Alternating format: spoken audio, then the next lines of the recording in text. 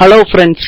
செல்விக்கு கை ஒடிஞ்சு போச்சு. டாக்டர் 2 வாரம் ஆகும் சரியாகிறதுக்குன்னு சொல்றாங்கன்னு வீட்டுல உள்ள அத்தனை பேர்கிட்டையும் சொல்றாங்க. ஈஸ்வரி கேக்குறாங்க, அப்புறம் எதுக்கு வேலைக்கு வந்த அப்படின்னு கேக்குறாங்க. அதுக்கு செல்வி சொல்றாங்க, வேலை செஞ்சு பழகி போச்சுமா, அதனாலதான் வேலைக்கு வந்தேன் அப்படின்னு சொல்றாங்க. ஈஸ்வரி சொல்றாங்க, பாக்கியா நீ உன்னைய பத்தி மாத்திரம் யோசிக்கிறியே, செலியனை பத்தி யோசிச்சியா, அவன் குழந்தைய பத்தி யோசிச்சியான்னு ஈஸ்வரி கேக்குறாங்க. அதுக்கு பாக்கியா சொல்றாங்க, அன்னைக்கு குழந்தைக்கு பேர் வைக்கிற ஃபங்க்ஷன் நடக்கல அப்படின்னு சொல்றாங்க.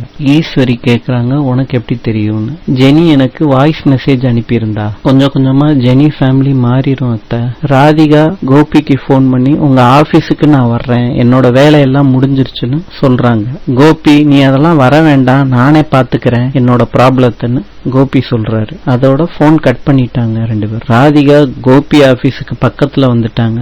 அப்ப கோபி ராதிகா கிட்ட என் வேலையை நான் பாத்துக்கிறேன் ராதிகா, நீ ஸ்ட்ரெஸ் ஆக வேணாம், நம்ம 2 ஹோட்டல்ல போய் சாப்பிடலாம் அப்படின்னு சொல்லி கூட்டிட்டு போறாரு கோபி. ஹோட்டலுக்கு கூட்டிட்டு வராரு கோபி ராதிகாவா.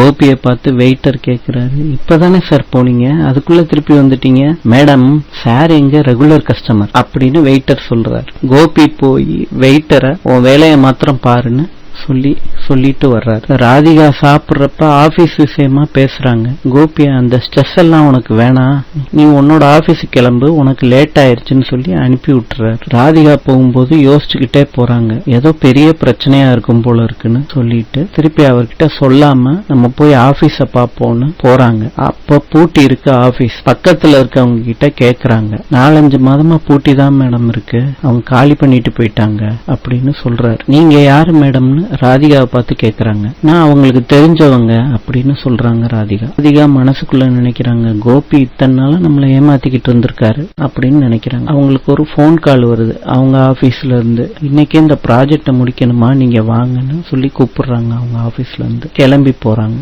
ராதிகாவுக்கு கோபி போன் பண்றாரு, என்ன ஆபீஸ்க்கு போயிட்டியா? நான் என்னோட ஆபீஸ் கிட்ட வந்துட்டேன், ஈவினிங்கா மீட் பண்ணுவோம் கோபி, நாளை சந்திப்போம்.